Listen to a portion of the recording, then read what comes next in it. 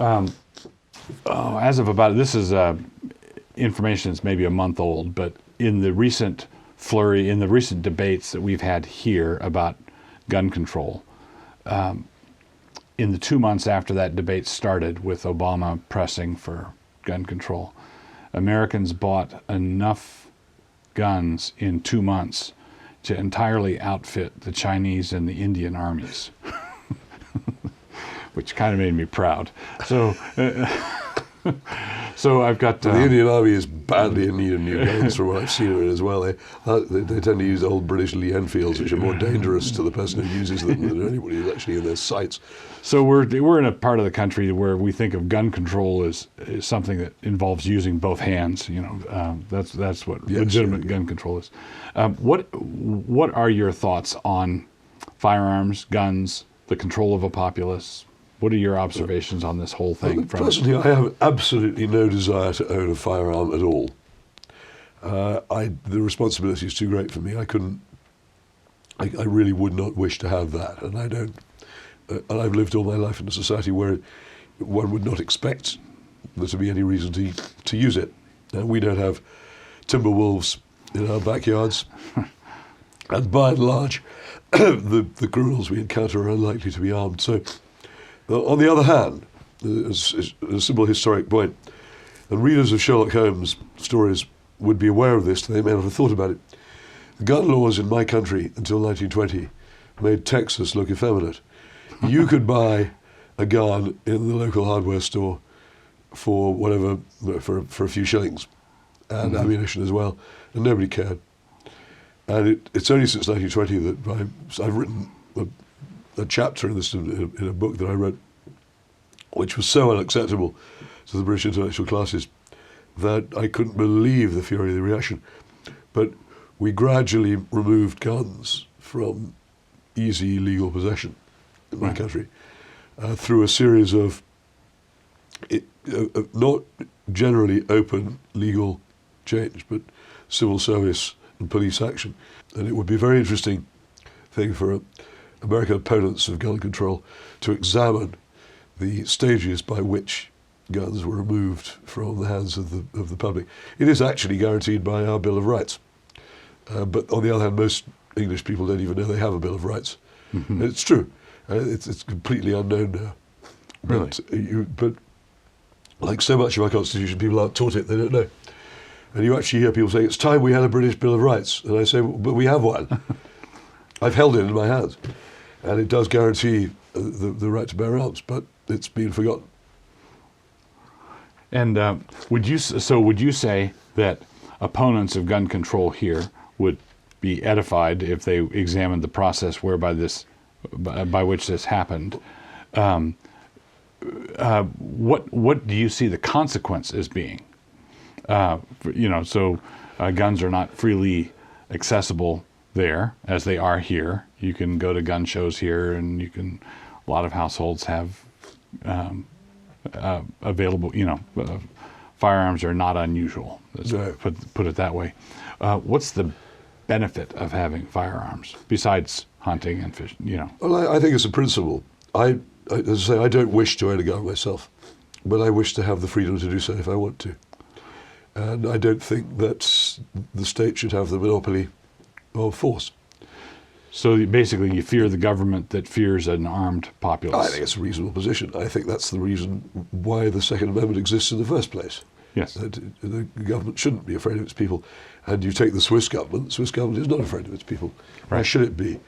Which is probably the only non-Anglosphere model of a free society. And fascinating it is too, by the way, how free it is.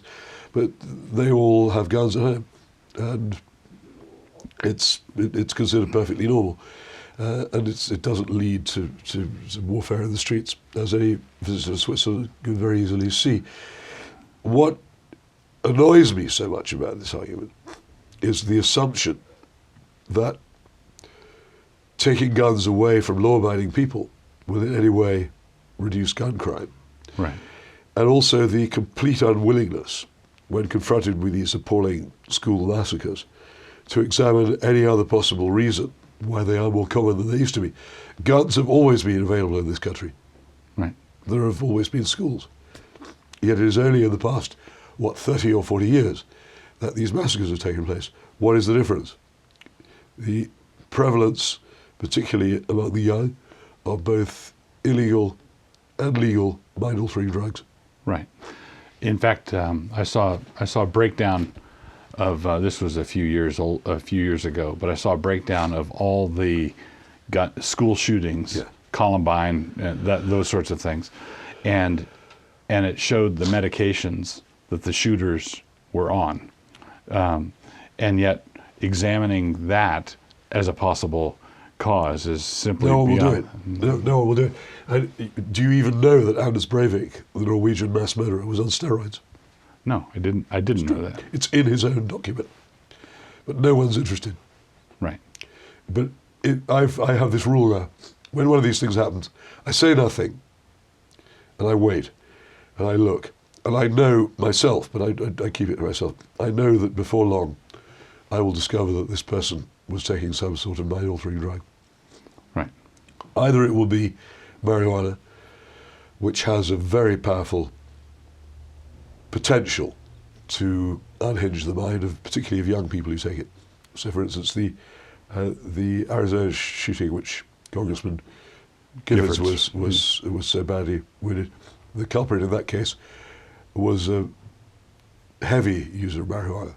Mm-hmm. That we know. What else he may be using, I don't know. But quite often, as in I think the Virginia Tech shooting, and in the case of one of the Columbine shooters, the medical details are not released. They're sealed. So we don't know. So there's no interest. The investigating authorities don't ask, and the media don't ask. So the pattern is not perceived.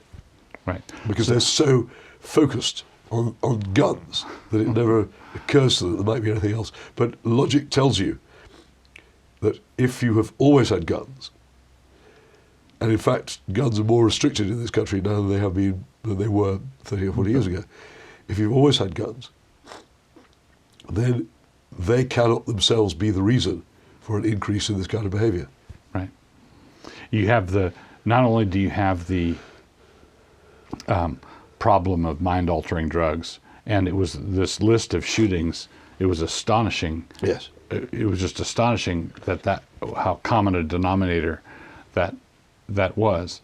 But coupled with that, you have the fact that these students are students at schools which teach as a matter of dogma that if God exists, his existence is irrelevant to us equipping you to learn how to live the life of a citizen. So the pretense of agnosticism is, well, we just don't get into that. But no, you're making a very loud statement. If God exists, you are maintaining as a matter of public policy that his existence is irrelevant to our behavior here. So God is systematically excluded. Their students are taught that they are the end product of a mindless process of evolution, time and chance acting on matter. There is no point. There is no meaning to life that we can explain to you. And it sometimes seemed to me that shooters like the Columbine shooters were the only ones who knew the ramifications of the curriculum they were being taught. Well, the only ones who took it to its logical conclusion. Right. The nihilism and despair is the end result of this. Perhaps so. Though on the other hand, I would take it one step further back, and I would say that the very heavy reliance on mind-altering drugs of the modern medical profession might have something to do with a society which rejects the existence of the soul. Well, in other words, we need to dope them up because, are you saying that, which order are you placing it in? The denial of God has led to our need for soma?